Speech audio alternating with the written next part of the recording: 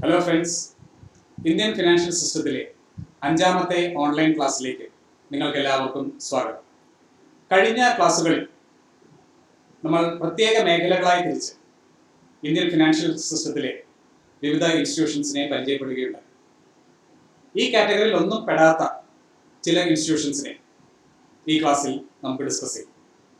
ഇവയിൽ ആദ്യത്തേതാണ് unit trust of India, UTI എന്ന പേരിൽ അറിയപ്പെടുന്ന unit trust of India. Unit trust of India India government 1976 സ്ഥാപിക്കുന്നത് ഇന്ത്യയിലെ സ്മോൾ ആൻഡ് മീഡിയം ഇൻകം ഗ്രൂപ്പ്സിന്റെ സമ്പാദ്യങ്ങൾ ശേഖരിക്കുക എന്നുള്ള ഒരു ലക്ഷ്യത്തോടെയാണ്.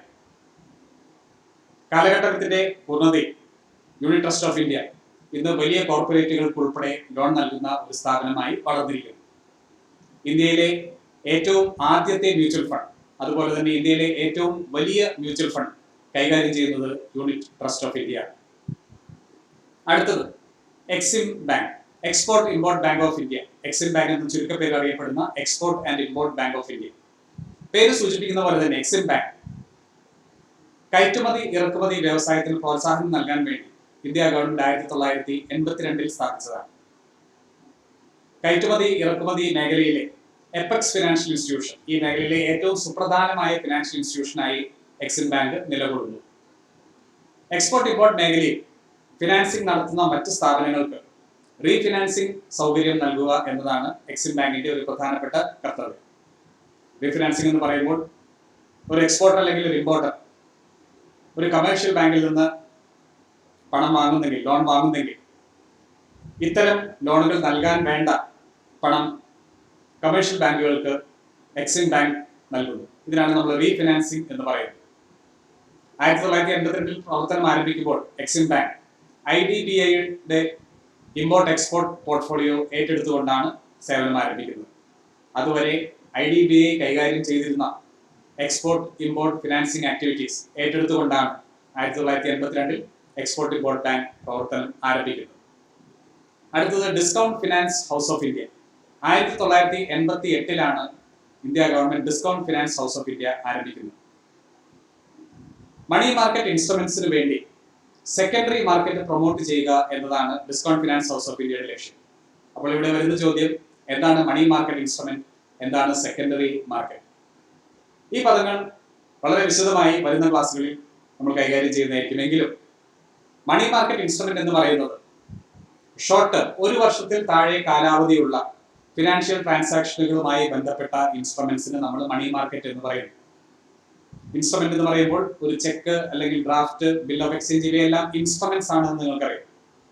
അപ്പോൾ ഒരു വർഷത്തിൽ താഴെ കാലാവധിയുള്ള ഫിനാൻഷ്യൽ ട്രാൻസാക്ഷൻസുമായി ബന്ധപ്പെട്ട ഫിനാൻഷ്യൽ ഡോക്യുമെന്റ്സിന് നമ്മൾ ഇൻസ്ട്രുമെന്റ്സ് എന്ന് പറയും. ഒരു വർഷത്തിൽ താഴെ കാലാവധി ആയതുകൊണ്ടാണ് ഇവയെ മണി മാർക്കറ്റ് ഇൻസ്ട്രുമെന്റ് എന്ന് പറയുന്നത്.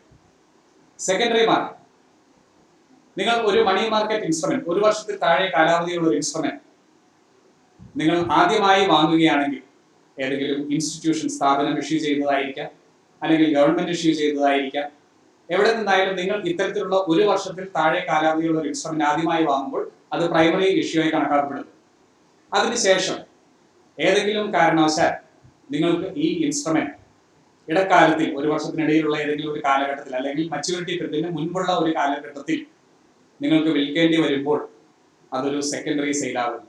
ഇത്തരത്തിലുള്ള പ്രൈമറി മാർക്കറ്റിൽ വാങ്ങിയ മണി മാർക്കറ്റ് ഇൻസ്ട്രുമെന്റ്സ് കാലാവധി എത്തുന്നതിന് മുൻപ് വിൽക്കുന്നതിനെയും വാങ്ങുന്നതിനെയും എല്ലാം നമ്മൾ സെക്കൻഡറി മാർക്കറ്റ് എന്ന് പറയും. അപ്പോൾ ഡിസ്കൗണ്ട് ഫിനാൻസ് ഹൗസ് ഓഫ് ഇന്ത്യയുടെ ലക്ഷ്യം ഇത്തരത്തിലുള്ള മണി മാർക്കറ്റ് ഇൻസ്ട്രുമെന്റ്സിന് ഒരു സെക്കൻഡറി മാർക്കറ്റ് പ്രൊമോട്ട് ചെയ്യുക. സെക്കൻഡറി മാർക്കറ്റിൽ മണി മാർക്കറ്റ് ഇൻസ്ട്രുമെന്റ്സ് ആവശ്യമുള്ളവരുണ്ടാകും, വാങ്ങണമെന്ന് ആവശ്യമുള്ളവരുണ്ടാകും, വിൽക്കണം എന്ന് ആവശ്യമുള്ളവരുണ്ടാകും. ഷോർട്ട് ടേമിൽ ഇത്തരം ഇൻസ്ട്രുമെന്റ്സിൽ ഡെപ്പോസിറ്റ് ചെയ്യണമെന്ന് ആഗ്രഹിക്കുന്നവരുണ്ടാകും. ഷോർട്ട് ടേം ഇൻസ്ട്രുമെന്റ്സ് കയ്യിലിരിക്കുമ്പോൾ പെട്ടെന്ന് പണത്തിന് ആവശ്യമെന്ന് വിൽക്കണം എന്ന് ആഗ്രഹിക്കുന്നവരുണ്ടാകും. ഇവരെ കോർഡിനേറ്റ് ചെയ്യുക എന്നതാണ് ഡിസ്കൗണ്ട് ഫിനാൻസ് ഹൗസ് ഓഫ് ഇന്ത്യയുടെ ലക്ഷ്യം. ഇതിന്റെ പേരിൽ ഡിസ്കൗണ്ട് വന്നിരിക്കുന്നത്, ഒരു വർഷം കാലാവധി എത്തുന്ന ഇൻസ്ട്രുമെന്റ് അതിന് മുൻപ് നിങ്ങൾ വിൽക്കുമ്പോൾ സ്വാഭാവികമായും അതിൽ ഒരു ഡിസ്കൗണ്ടിങ് വരുന്നു. നിങ്ങളുടെ മച്യൂരിറ്റി പീരീഡിൽ ലഭിക്കുന്ന വാല്യൂവിനേക്കാൾ അല്പം കുറവ് വാല്യൂ ആണ് നിങ്ങൾക്ക് ലഭിക്കുന്നത്. ഇതിനാണ് നമ്മൾ ഡിസ്കൗണ്ടിങ് എന്ന് പറയുന്നത്. അതുകൊണ്ടാണ് ഈ സ്ഥാപനത്തിന് discount finance house of India എന്ന് പറയുന്നത്. Discount finance house of India treasury bills, commercial bills, commercial paper, certificate of deposits, ഇവയെല്ലാം വിവിധമായ മണി മാർക്കറ്റ് ഇൻസ്ട്രുമെന്റ്സിന്റെ പേരുകളാണ്. ഇവയിലെല്ലാം discount finance house of India deal ചെയ്യും. Discount finance house of India short term money market ഇൻസ്ട്രുമെന്റ്സിലാണ് deal ചെയ്യുന്നതെങ്കിൽ അടുത്ത സ്ഥാപനമായ securities trading corporation of India STCA deal ചെയ്യുന്നത് ലോങ് ടേം ഗവൺമെന്റ് സെക്യൂരിറ്റീസിലാണ്. Discount finance house of India ഒരു വർഷത്തിൽ താഴെയുള്ള ഷോർട്ട് ടേം മണി മാർക്കറ്റ് ഇൻസ്ട്രുമെന്റ്സിൽ ഡീൽ ചെയ്യുമ്പോൾ ഡിസ്കൗണ്ട് ഫിനാൻസ് ഹൗസ് ഓഫ് ഇന്ത്യയിൽ നിന്ന് വ്യത്യസ്തമായി securities trading corporation of India STCA long term government securities ഒരു വർഷത്തിൽ മേലെ കാലാവധിയുള്ള സെക്യൂരിറ്റീസ് ആണ് ലോങ് ടേം സെക്യൂരിറ്റീസ്. ഇവയിൽ തന്നെ കൂടുതലും ഗവൺമെന്റ് ഇഷ്യൂ ചെയ്യുന്ന സെക്യൂരിറ്റീസ് ആയിരിക്കും. അപ്പോൾ ലോങ് ടേം ഗവൺമെന്റ് സെക്യൂരിറ്റീസിന്റെ സെക്കൻഡറി മാർക്കറ്റ് പ്രൊമോട്ട് ചെയ്യുക.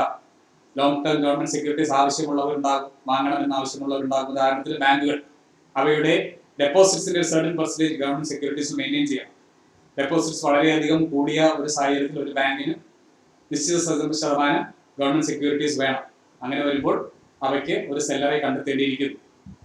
എക്സസ് ഫണ്ടുള്ള ചില സ്ഥാപനങ്ങൾ അവയുടെ excess fund long term securities നിക്ഷേപിക്കാൻ താല്പര്യപ്പെടുന്നുണ്ടെങ്കിൽ അവർക്ക് ലോങ് ടേം സെക്യൂരിറ്റീസ് വിൽക്കാൻ തയ്യാറായുള്ളവരെ വേണം. അപ്പോൾ ഇങ്ങനെ long term securities secondary market വാങ്ങുന്നവരെയും വിൽക്കുന്നവരെയും കോർഡിനേറ്റ് ചെയ്യുക എന്നതാണ് സെക്യൂരിറ്റീസ് ട്രേഡിംഗ് കോർപ്പറേഷൻ ഓഫ് ഇന്ത്യയുടെ ലക്ഷ്യം. ഇത്തരത്തിലുള്ള സെക്കൻഡറി മാർക്കറ്റിൽ ലോങ് ടേം സെക്യൂരിറ്റീസിൽ ഡീൽ ചെയ്യുന്ന സ്ഥാപനങ്ങൾ അല്ലെങ്കിൽ ബ്രോക്കേഴ്സ് ഇവയ്ക്ക് വേണ്ട റീഫിനാൻസിംഗ് സൗകര്യവും securities trading corporation of India reserve ബാങ്കിന്റെ അനുവാദത്തോടെ റിസർവ് ബാങ്കിൽ നിന്ന് റീഫിനാൻസിംഗ് സൗകര്യമായി പണം ലഭിക്കുന്നതിനുള്ള ഇടപാടുകൾ കൂടെ securities trading corporation of India ചെയ്യും.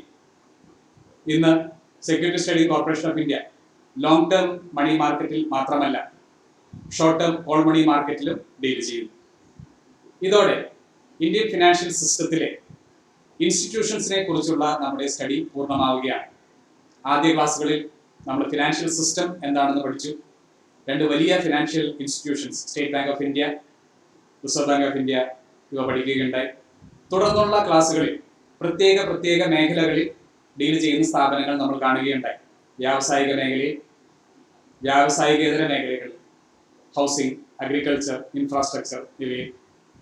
അടുത്തത് സ്റ്റോക്ക് എക്സ്ചേഞ്ച് നമ്മൾ കാണുകയുണ്ടായി. സ്റ്റോക്ക് എക്സ്ചേഞ്ചുകളും ഡെപ്പോസിറ്ററി സേവനങ്ങളും നമ്മൾ കാണുകയുണ്ടായി. അതിനെ തുടർന്ന് മറ്റ് മേഖലകളിൽപ്പെട്ട നേരത്തെ പറഞ്ഞ ക്ലാസിഫിക്കേഷനൊന്നും പെടാത്ത ചില ഫിനാൻഷ്യൽ ഇൻസ്റ്റിറ്റ്യൂഷൻസ് ആണ് നമ്മൾ ഈ ക്ലാസ്സിൽ കണ്ടത്. ഈ ക്ലാസ്സോടെ ഇൻസ്റ്റിറ്റ്യൂഷൻസിന്റെ സ്റ്റഡി പൂർണ്ണമാവുകയാണ്. അടുത്ത ക്ലാസ്സിൽ ഇൻസ്റ്റിറ്റ്യൂഷൻ സ്റ്റഡി കംപ്ലീറ്റ് ആയ നിലയ്ക്ക് നമ്മൾ ഇന്ത്യൻ ഫിനാൻഷ്യൽ സിസ്റ്റത്തിന്റെ ഓവർവ്യൂവിൽ രണ്ടാം വിഭാഗമായ ലെജിസ്ലേഷൻ, നിയമനിർമ്മാണം കാണുന്നതായിരിക്കും. Thank you.